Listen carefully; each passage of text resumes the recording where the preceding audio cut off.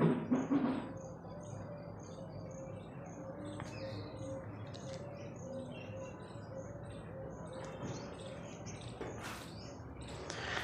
दोस्तों, स्वागत है आप लोगों का आपके अपने YouTube चैनल हिंदी साहित्य वाला पे।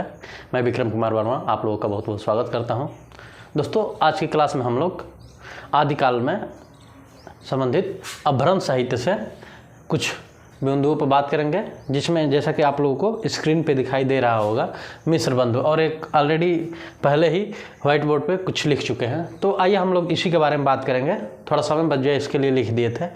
तो आदिकाल में जो अपभ्रंश काल है दोस्तों, उसमें मिश्र बंधुओं के बारे में बात करेंगे, जिसमें मिश्र बंधु वो के एक पुस्तक थी मिश्र बंधु विनोद। जैसा कि ये चीज़ हम लोग पहले भी जान चुके हैं क्लास में, लेकिन आइए उसी पे बात करेंगे। जो ये पुस्तक है मिश्र बंधु विनोद, और इसके रचनाकार थे मिश्र बंधु। और मिश्र बंधु में आप लोग यहाँ चाहें तो नोट भी कर लें कि रचनाकार इस पुस्तक के मिश्र बंधु थे। और मिश्र बंधुओं में 3 मिश्र बंधु थे, और उनका आप लोग नाम जानते ही होंगे। 3 लोग थे। अब उसके बाद हम लोग बात करते हैं मिश्र बंधु विनोद में। तो ये हम कवियों का नाम क्यों लिखे हैं, ये 19 कवियों का नाम दोस्तों लिखने का पीछे रीजन क्या है, तो आइए हम लोग इस पर बात करते हैं। मिश्र बंधुओं ने जो अपनी पुस्तक लिखी मिश्र बंधु विनोद, इसके प्रथम संस्करण में उन्होंने जो आरंभिक काल है, जिसे चारण काल, आदिकाल, अलग अलग नाम दिया गया है, तो जो प्रारंभिक काल इन्होंने नाम दिया है उसमें उन्होंने 19 कवियों को शामिल किया था। तो 19 कवियों को रखा था। तो उन्हीं 19 कवियों पे हम लोग बात करेंगे कि वो कौन कौन से कवि हैं। तो देखिए, ये रहे कवि। एक बार और हम आपसे बात करना चाहेंगे कि जो मिश्र बंधु विनोद पुस्तक है, उसके प्रथम संस्करण में आरंभिक काल में मिश्र बंधुओं ने 19 कवियों को रखा था। ठीक, तो वो उन कवियों का नाम हम यहाँ पे लिखे हैं, वहीं हम लोगों को पढ़ना है। तो आइए देखते हैं। पहला जो कवि थे, इनका नाम था पुष्य या पुंड कवि, जिनके बारे में हम लोग पढ़ चुके हैं। तो पुष्य दंत कवि या पुंड कवि, इनका पूरा नाम है पुष्य दंत कवि या पुंड कवि। जो दूसरे कवि आते हैं उनका नाम है अज्ञात कवि। ठीक, तो आप लोग इसको नोट करते चलिए, अज्ञात कवि। तीसरा कवि जो आते हैं उनका नाम है नंद कवि। तो आप लोग ये नाम नोट कर लीजिए। अगला जो नाम है मसऊद, मसऊद दोस्तों जी, मसूद है। अगला जो नाम है वो है कुतुबन अली। जो अगला नाम आता है वो कुतुबन अली है। और फिर अगला जो नाम आता है वो है साइदान चारण। साइदान चारण के आगे आप लोग नोट कर लीजिए अकरम फैज, अकरम फैज। और उसके बाद अगले जो कवि हैं वो चंद, चंद के बाद है जगनीक, जगनीक के बाद है केदार कवि। केदार कवि के नाम है बारदर वेणी, बारदर वेणी, ये बारदर वेणी। अगला जो नाम है वो है जलहन, जलहन दोस्तों। उसके बाद जो आते हैं अगला नाम वो है भूपति, और भूपति के बाद जो नाम आता है वो है नरपति नाल, और नरपति नाल के बाद जो आता है नल्ह सिंह। ये नरपति नाल और नल्ह सिंह, देखिए दोस्तों नाम एक सा है। ठीक, तो इसमें कन्फ्यूजन होने की बात नहीं है। ये अलग है, नरपति नाल और नल्ह सिंह अलग है। अगला जो आता है सरंगधर, तो आप लोग ये नोट कर लीजिए, सरंगधर है। फिर उसके बाद अगला जो नाम आता है अमीर खुसरो। अमीर खुसरो का नाम तो आप लोग सुने ही होंगे, कितनी इनकी मुकरिया पहेलियाँ और मुहावरे लोकप्रिय जो भी है दोस्तों, हम लोग का सिलेबस में पढ़ना भी है। तो अमीर खुसरो। और फिर इसके बाद जो बात आता है तो अगला है मुल्ला दाऊद, और फिर मुल्ला दाऊद के बाद जो अगला नाम आता है वो है गोरखनाथ। तो ये रहे दोस्तों मिश्र बंधु विनोद के प्रथम संस्करण में आरंभिक काल में सम्मिलित 19 कवियों के नाम। ठीक, तो आप लोग इसको नोट कर लीजिए, या जैसे भी आप लोग स्क्रीनशॉट ले लीजिए और इसको लिख लीजिएगा।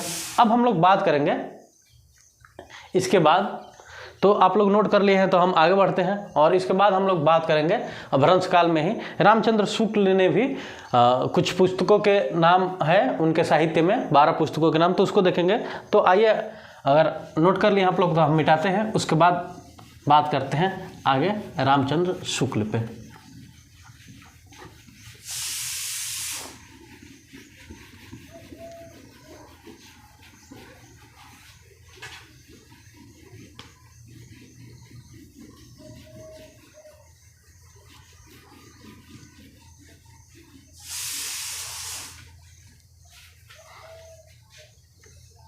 आइए जो अगला नाम आता है अभ्रंश साहित्य में, देखिए ये मिटा दिए, इसको आप लोग लिख लीजिए।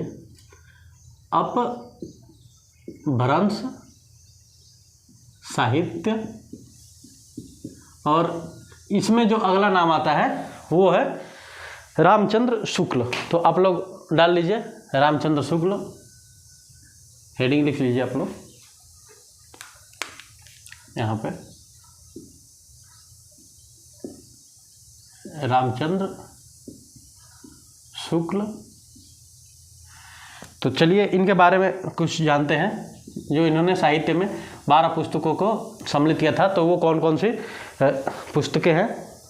तो आइए सबसे पहले हम लोग जब बात करते हैं रामचंद्र शुक्ल जी के विषय में, तो इन्होंने आदिकाल की रचनाओं को 2 वर्गों में विभक्त किया है। तो आइए सबसे पहले बात कर लेते हैं, इन्होंने आदिकाल की रचनाओं को 2 वर्गों में विभक्त किया है, और पहला है अपभ्रंश और दूसरा है देश भाषा।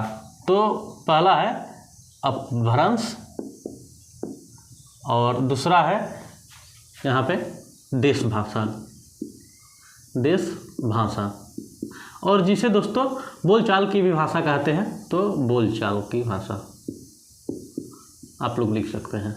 ठीक, अब इन्होंने क्या किया है कि इन्होंने अपनी रचनाओं को 12 रचनाओं को भी स्थान दिया है, मतलब 12 रचनाओं को शामिल किया है, सॉरी दोस्तों, साहित्य में 12 रचनाओं को स्थान दिया है। तो आइए देखते हैं कि वो कौन कौन सी रचनाएं हैं। और ये 12 रचनाओं में 4 रचनाएं अपभ्रंश की है और बाकी की रचनाएं देश भाषा काव्य की रचनाएं हैं, और 12 रचनाएं अपभ्रंश काव्य, सॉरी दोस्तों, 12 रचनाएं अपभ्रंश की हैं और बाकी की जो रचनाएं हैं उसमें 8 रचनाएं जो बचती है वो देश भाषा काव्य की है। ठीक है, देश भाषा की। तो आइए हम लोग एक एक करके देखते हैं कि अपभ्रंश की कौन कौन सी रचनाएं हैं, उसके बाद देश भाषा की कौन कौन सी रचनाएं हैं। तो चलिए पहले हम लोग देखते हैं अपभ्रंश की, उसके बाद देश भाषा की रचनाएं। तो अपभ्रंश में जो पुस्तकों के नाम आते हैं, इनकी रचनाओं के नाम, तो उसको हम लोग देखते हैं कौन कौन सी रचनाएं हैं। तो विजय पाल रासो है पहला, विजय पाल रासो। इसके बाद जो नाम आता है पुस्तक का वो है हमीर रासो,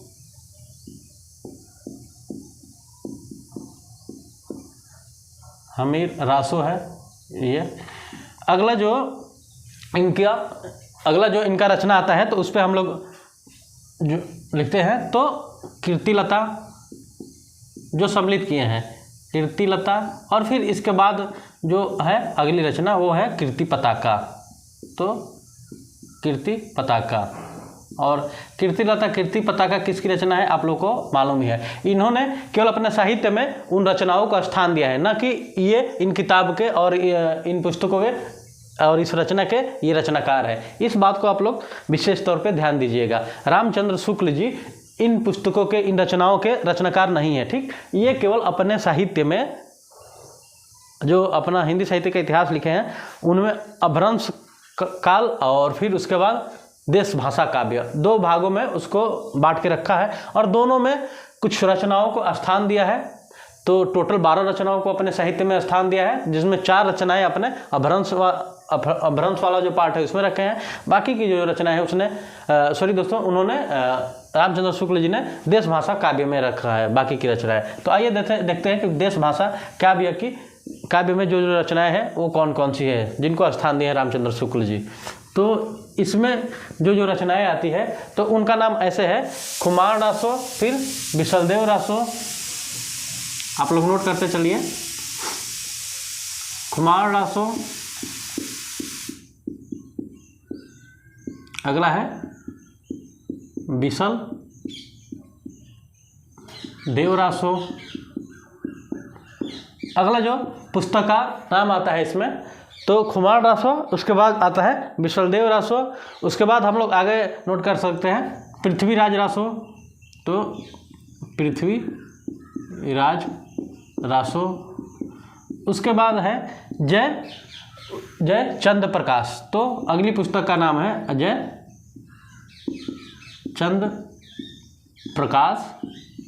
और फिर दोस्तों जो इनके बाद जयचंद्र प्रकाश के बाद जो अगली रचना आती है तो जय मयंक जस चंद्रिका, जय मयंक, जस, चंद्रिका।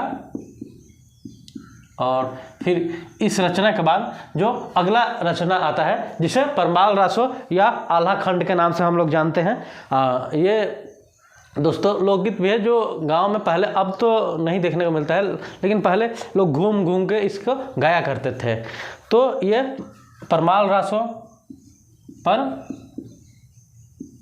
रासो या इसको लिख सकते हैं आल्हा खंड, चाहे आल्हा लिखता, आल्हा का मूल रूप। तो इसको एक इस नाम से भी जान सकते हैं, आल्हा का मूल रूप। अगला जो देश भाषा बोलचाल में जो अगली रचना है, तो आइए उसको हम लोग रुकिए साइड में यहीं पे करते हैं। खुसरो की पहेलियाँ। तो आप लोग लिख नोट कर लीजिए, खुसरो की पहेलियाँ। तो एक ये है। इसके बाद जो अगली रचना आती है, कितनी हो गई, 1 2 3 4 5 6 7, और जो लास्ट रचना है वो है विद्यापति की पदावली। तो आप लोग नोट कर लीजिए, विद्यापति पदावली। तो ये वो 12 रचनाएं हैं जिनको रामचंद्र शुक्ल जी ने अपने साहित्य में स्थान दिया है, जिसमें से 4 को अपभ्रंश में रखा है और बाकी का देश भाषा काव्य में रखा है। तो ये रहे उनके 12 रचनाएं, आप लोग नोट कर लीजिए।